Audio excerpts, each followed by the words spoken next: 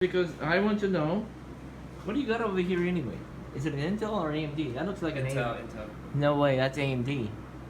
That's not Intel, that's AMD. Oh, the fan? No, the whole thing is AMD, I know that. Yeah, but the chip is Intel. No, that's not possible. It's AMD. No, it's Intel. No, it's AMD. It's Intel. We'll see. Okay. Okay. $5 says you're wrong. No. The fan is AMD? Yeah, the fan is AMD. AMD. And the chip is Intel? Yeah. Bullshit. But they don't work together.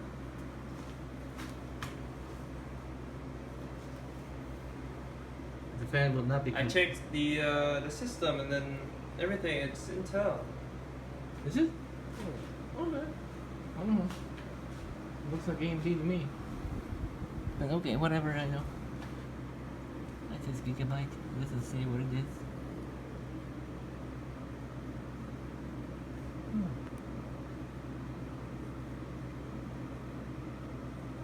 Yeah, it doesn't say. Oh, it is a dirty computer. Yeah. Want that cleaned? How much is it? I'll for you $45 extra.